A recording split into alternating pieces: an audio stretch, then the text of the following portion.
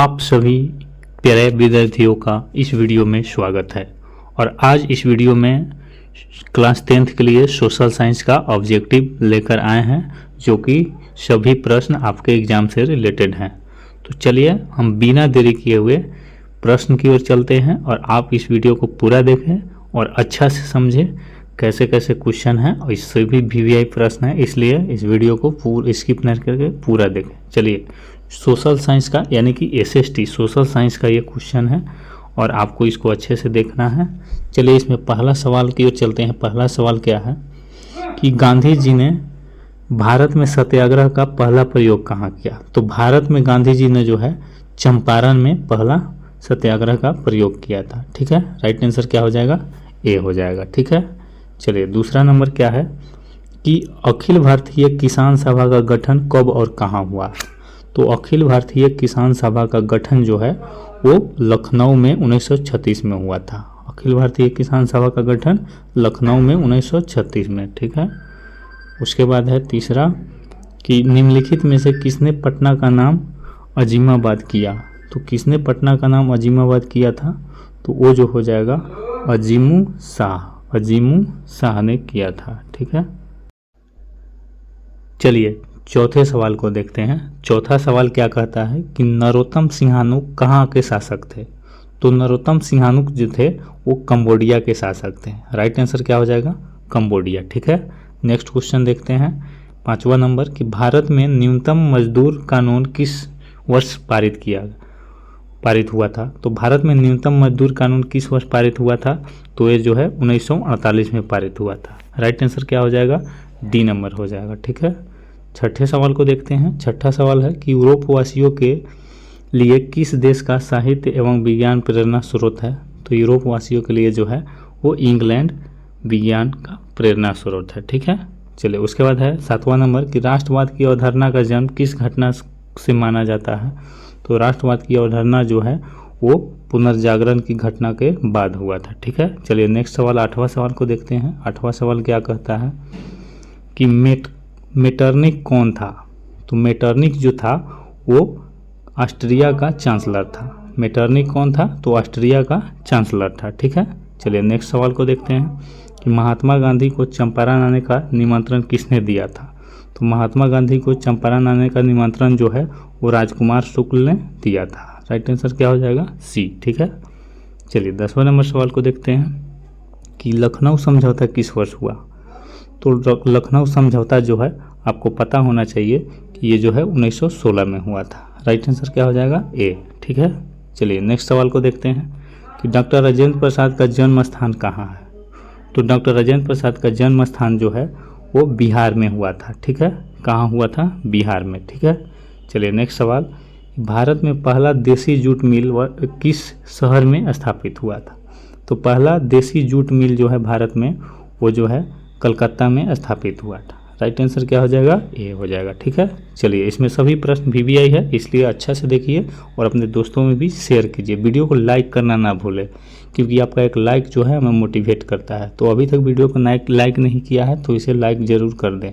ठीक है, चलिए प्रिय विद्यार्थियों अगले सवाल को देखते हैं कि भूमंडलीकरण की शुरुआत किस दशक में हुई? तो भूमंडलीकरण की जो शुरुआत है वो 1990 के दशक में हुई थी। राइट आंसर ए हो जाएगा। ठीक है, चलिए उसके बाद 14 नंबर सवाल है कि निम्न में से कौन पंचायती राज व्यवस्था का दूसरा स्तर है? तो पंचायती राज व्यवस्था का जो दूसरा स्तर होता है वो पंचायत समिति होता है। तो राइट आंसर क्या हो जाएगा? सी। ठीक है, चलिए इसमें सभी के सभी वीवीआई प्रश्न है, ऐसे प्रश्न आपको कोई नहीं दिखाएगा, तो इसलिए वीडियो को पूरा देखें। 1871 में कौन सी संधि हुई थी? तो 1871 में जो है वो फ्रैंकफर्ट की संधि हुई थी। फ्रैंकफर्ट की संधि हुई थी। ठीक है, राइट आंसर ए हो जाएगा। चलिए 16 नंबर है कि बिहार में पंचायती राज संस्थाओं में महिलाओं के लिए कितनी सीटें आरक्षित है?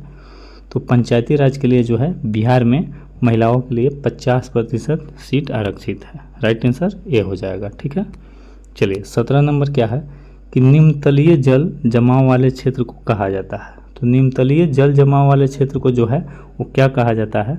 तो वेटलैंड कहा जाता है। ठीक है, वेटलैंड। चलिए 18 नंबर सवाल को देखते हैं। 18 नंबर क्या है कि देखिए यहाँ कि जर्मनी के एकीकरण का प्रमुख वास्तुकार कौन था? तो जर्मनी के एकीकरण में जो है वो प्रमुख रूप से बिस्मार्क की भूमिका थी। किसकी? बिस्मार्क की। राइट आंसर डी हो जाएगा। ठीक है, चलिए तूतीकोरिन पत्तन किस राज्य में स्थित है?